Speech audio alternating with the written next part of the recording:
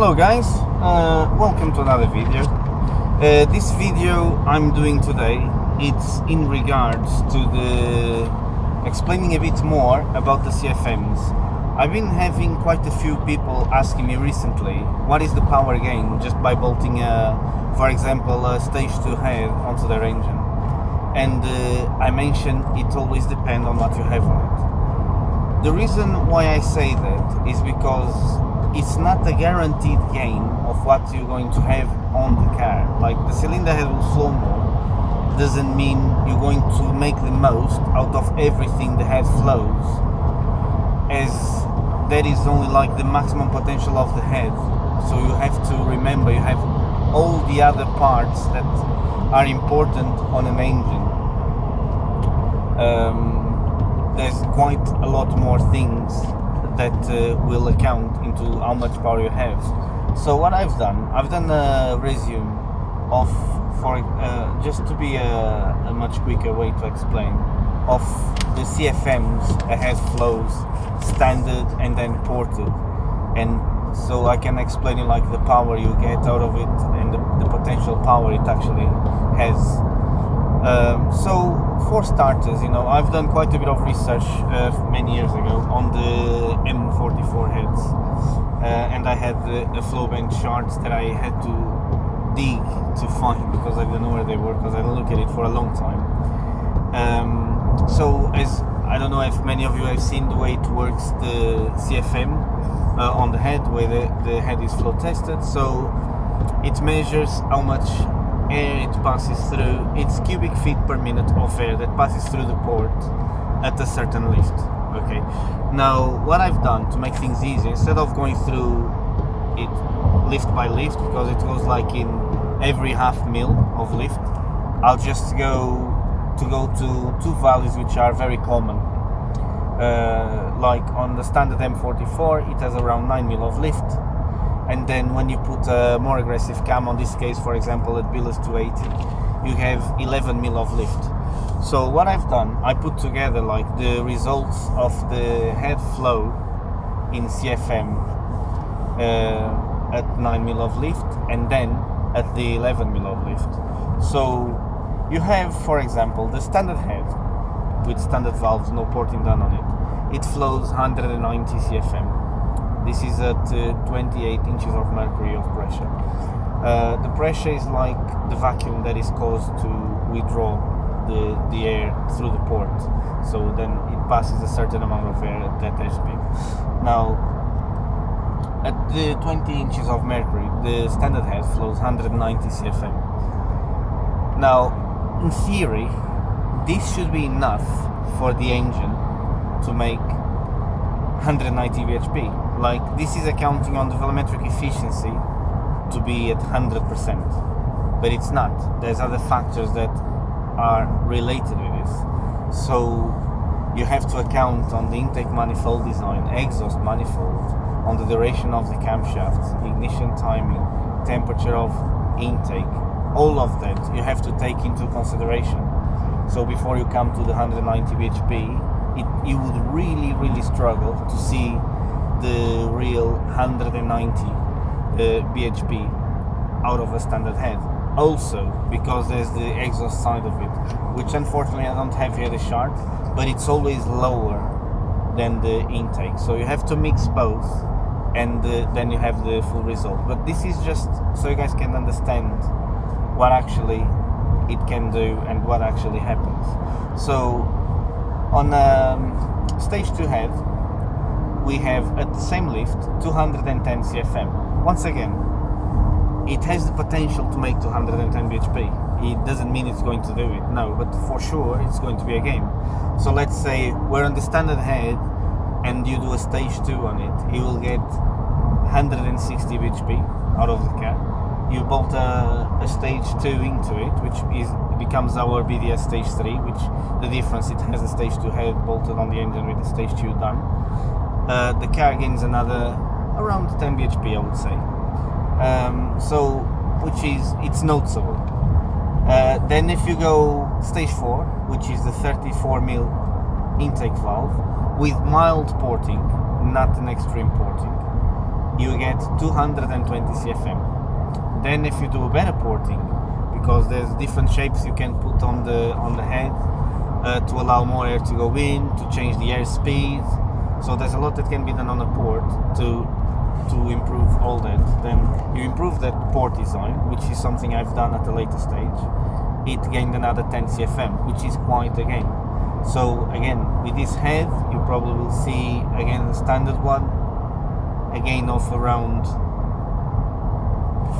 10 to 15 bhp. Like, it all depends on the manifold you have on it. Now, for example, on the M44 manifolds, they are quite restrictive, and that's why when I develop my manifold or when people put throttle varies on it, they gain quite a bit. I've seen like my one on a completely standard engine, not with cam timing or nothing done. I managed to do 176 bhp just with a manifold bolt on and a map. So it's only because it released the potential the head has to breathe. The standard intake is quite restrictive inside, and then it's very long. And I found before, on more than one occasion, cars that I tuned on the standalone ECU, where you can see the manifold absolute pressure. We have at around, it's between the, if I'm not wrong, 4.5 to 5,500 RPM. The pressure inside the manifold drops, which means it starts making a vacuum even when you are flat out. That means the engine can take a lot more air than what it's taking. So that in there, you can see like there's a potential in there to make more power. It only drops by like 5, so how do I put it? It's on kilopascals. So you got 100, it goes to 95.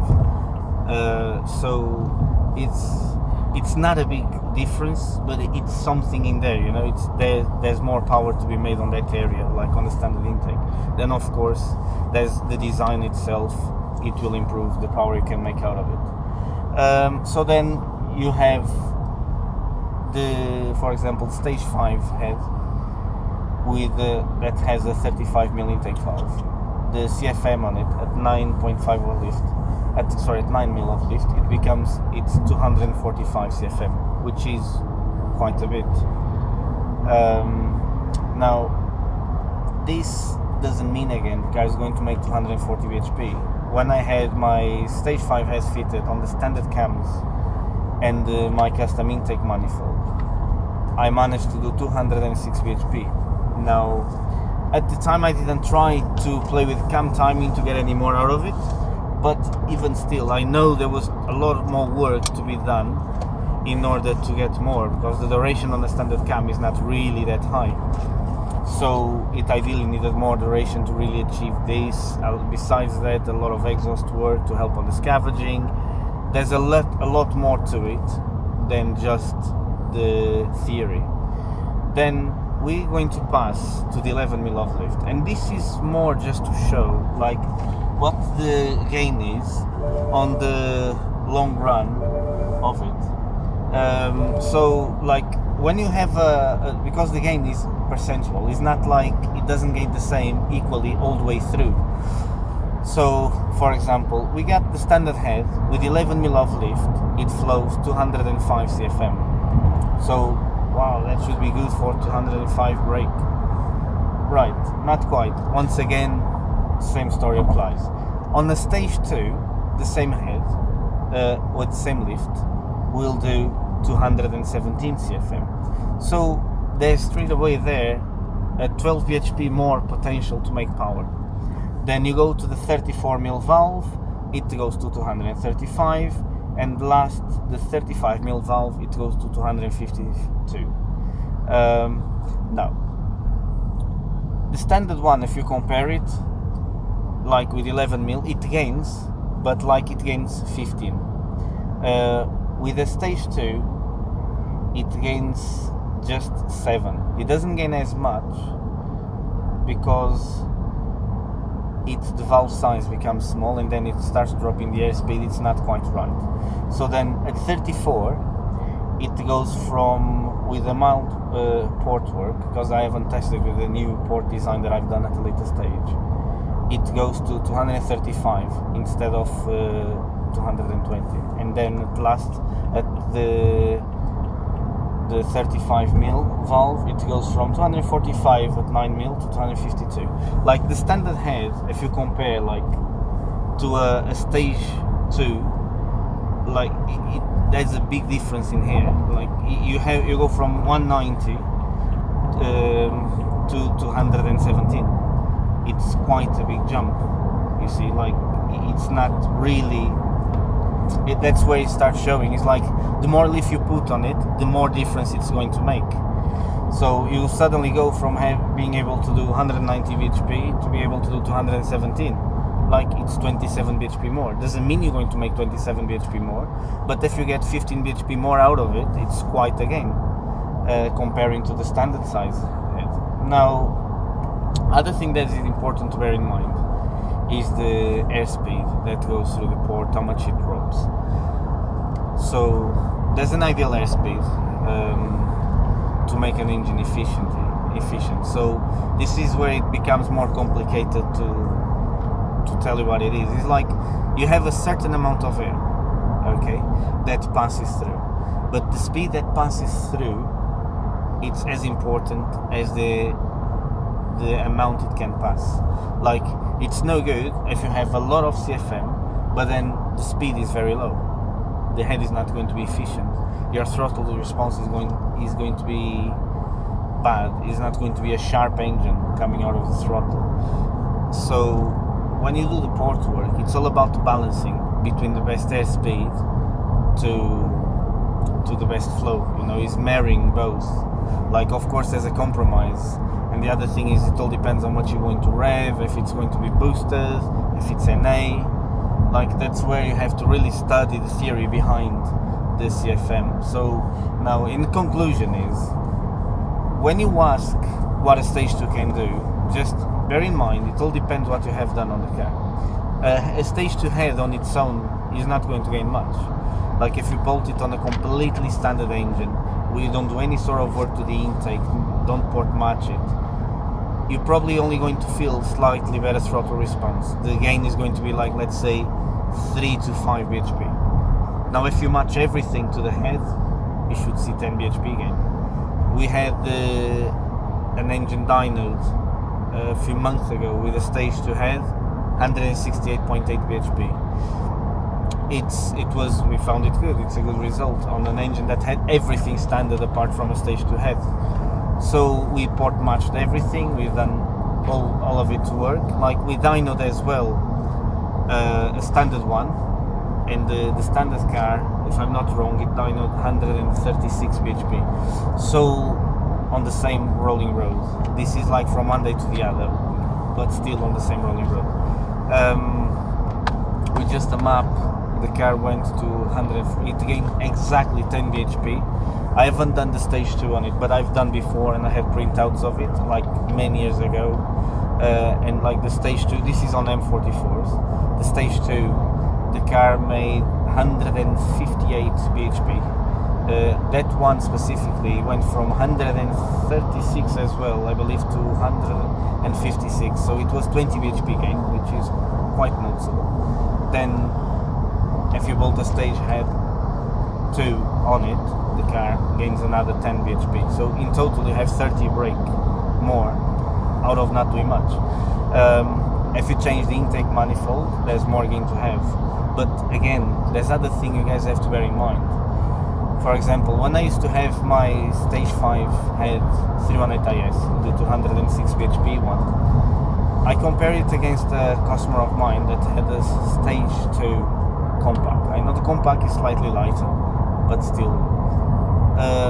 When we compare the cars, I would say up to 70 miles an hour, they are very similar. The difference is not really that noticeable. Only after that, the stage 5 head started really to pull away. But it's one of those things. The power doesn't have for you to have a very big difference on the acceleration of the car. You have to do a massive increase. But if it's already a tuned engine versus the same engine but slightly more tuned, it's harder to see the difference. It's only when speed comes into play you really start seeing the differences. I'll give you an example. If you follow my Instagram, you'd have seen I've done a comparison between my 116 and the 130i that has 60 bhp more, or 50, and like up to 80 mile an hour. It's so close, you know, like it gives me at the most a car length. This is at the most. It's a very small difference. If you see that in a matter like in time scale, passing at the same spot, we're going to have a difference of like 0.3 seconds doing the same speed, which is a very small difference. And then you look at it and there's a 50 bhp difference. Most of you might think, oh, but there's a difference in weight. That 130 was fully stripped and 2 bucket seats on it. So my car is the standard seats. So the weight is going to be very similar. That's only a comparison. So power is not everything. The way the car makes the power is more important than the maximum power the car has. And like, once again, bolting the manifold, the car is going to make more power. However, if you don't drive it over 5,000 RPM, you will not feel it. The car is not going to feel any faster, you know, because the car up to 5,000 RPM doesn't make any more power. As a matter of fact, it might make a little bit less. I think I have to go back to my dyno printout and see, but I believe it's going to be around up to 5,000 is going to be down the line like 3 bhp, because it has less torque, you see, because it shifts the torque line towards the top. As most of you know, like the power is the multiplication of the torque times the RPM. If you shift the torque line more towards the front, like towards the top of the rev range, you always going to make more power. It's like, I'll give you a good explanation. The Hondas, people talk about the Hondas, how much power they make. Yeah, but if you look at it, they don't make a lot of torque. Like, you got an example, a DC2, I've seen one dyno. The car, a 2 litre K20, the car made 220 bhp, which is good for a 2 litre, but only had 150 foot-pounds of torque, which is not really that impressive for an engine with 250 brake. But the thing is, that engine revs quite high, so it doesn't have much torque, but because the torque is all up there, on top, it makes more power. And like, when you put one of the manifolds, the ones we make, the peak power, it is almost on the rev limiter. Like when I had the stage 5 head with the standard cams and my intake manifold, the car had the maximum power on the rev limit. I chose at the time not to rev more, so I could probably make more power, but I chose to stay at 7.5, and the car had the 206 bhp, 206 bhp at 7,490. The rev limiter was at 7,500 RPM. So that's the explanation you have. Now, for example, if I took the intake manifold off and now bolted the standard one, I would lose a lot of power. I would easily lose 20 bhp because it's not efficient at the top RPM. So I would probably make more torque on the mid-range, but I would make a lot less power. Now, in terms of comparing the driving of one car to the other, if it had the different manifold, I think it would be a very different driving experience. Possibly, like on the slow speed stuff, the one with the standard manifold would feel punchier. But then, of course, when you really start using the revs, you'll feel the other engine will come over the one with the standard intake. So this is like, on the dynamics of an engine, how everything works, it can become really complicated if you don't do the calculations right. So there's a lot of science behind the way an engine makes power, and that's like, to many of the people that are not connected to it, sometimes it's hard to understand why it's possible to achieve certain things, you know. It's like, you have to study the science behind an engine to understand it fully, but the thing is, it all runs around the CFM.